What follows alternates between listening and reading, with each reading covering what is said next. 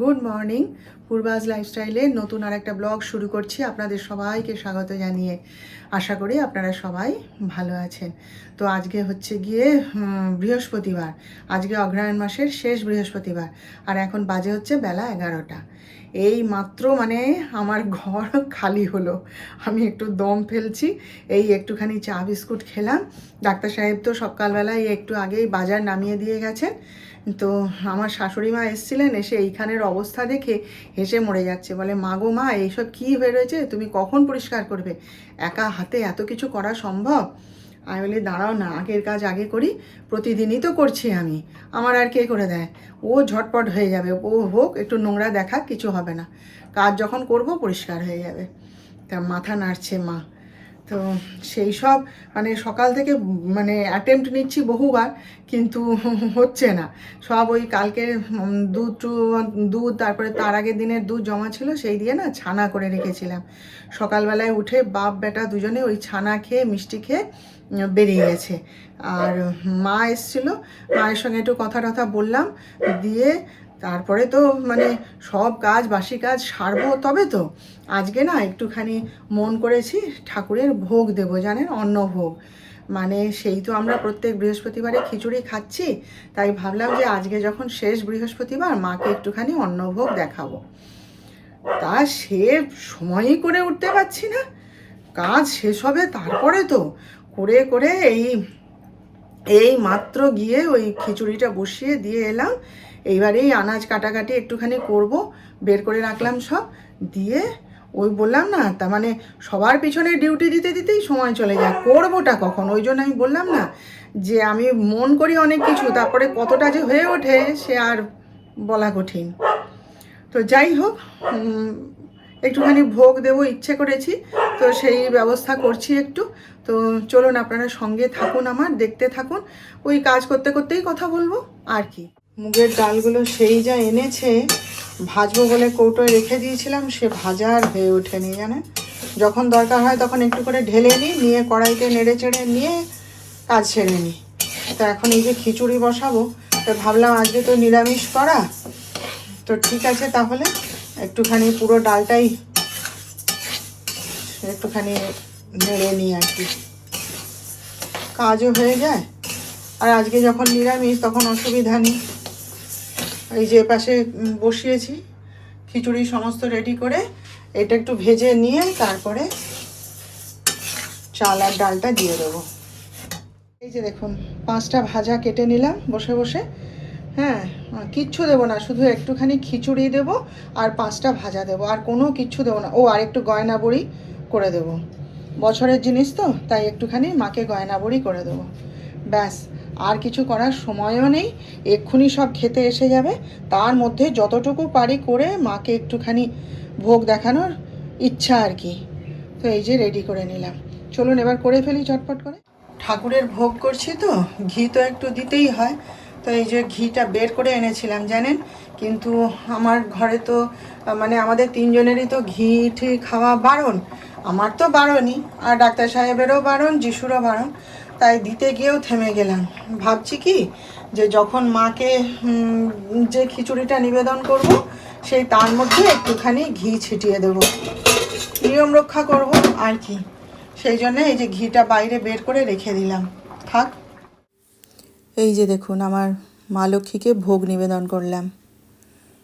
দেখুন, যতটা পেরেছি নিজের মনের মতো করে মাকে ভোগ দিলাম। কি সুন্দর লাগছে দেখুন, তাই না? এই যে শুধু আমার মা লক্ষ্মীকে নয়, আমার গোবিন্দকেও আজকে ভোগ দিয়েছি। এই যে দেখুন, আবার কি জানেন, ডাক্তার সাহেব এখনই খেতে এসছে, তো তো এই ঠাকুরকে কোনো রকমে গোবিন্দকে ভোগটা নিবেদন করে এখান থেকেই গয়না বড়ি, তারপরে ওই আলু ভাজা, কুমড়ো ভাজা, এগুলো সব তুলে ডাক্তার সাহেবকে দিয়ে এলাম খেতে। ও একটু প্রসাদটা খাক, খাওয়া হয়ে গেলে আর কি করে খাবে, তাই না? এই যে দেখুন, আজ সত্যিই মনটা ভরে গেল, জানেন তো। দুবার চান করি তো, ঠান্ডাটা তখন লাগে না, বুঝলেন, তখন কোনো অসুবিধা হয় না। কিন্তু এই যে ভাতটা খেয়ে উঠি, এইবারে শীত শীত লাগতে থাকে। নইলে যে চান করছি দুবার করে, তো তখন কোনো অসুবিধা হয় না। আর দুবার চান আমাকে করতেই হয়, এছাড়া উপায় নেই। চান মানে সকালবেলা একদম সেই যেমন এখন পরিপাটি করে চান করলাম ওরকম করি না, মাথায় জল দিয়ে গায়ে জল ঢেলে নিই, নিয়ে বাসি জামা কাপড় ছেড়ে নিই। তো যাই হোক, আজকের পুজোটা ভালোই হলো, খুব তৃপ্তি পেলাম পুজো করে। কিন্তু ডাক্তার সাহেবের খাওয়ার সময় উপস্থিত থাকতে পারিনি, ও আজ নিজে নিজে বেড়ে নিয়ে খেয়ে নিয়েছে। ওই বললাম না, যখন খাচ্ছিল মানে কোনো রকমে গোবিন্দকে নিবেদন করে পাপু যিশুকে ডেকে আমি বলি ওই যে গয়না পড়ি, তারপরে আলু ভাজা কুমড়ো ভাজা যেটুকু গোবিন্দের পাতে ছিল আমি ওর সেইটুকু তুলে নিয়ে আমি যা বাপিকে দিয়ে দিই, একটুখানি প্রসাদ খাক, এই আর কি। তখন আমি পুজো করছি, উঠে আসতে পারিনি। যাই হোক, পুজোটা আজকে ভালো করে করেছি। মা যে ইচ্ছা, আমার শাশুড়ি সকালবেলায় বলছিলেন, দেখো যদি ঠাকুরের ইচ্ছা থাকে তাহলে খাবে তোমার হাতে ভোগ। হ্যাঁ, তো ভোগটা যে নিবেদন করতে পেরেছি এটাই ভালো লাগছে।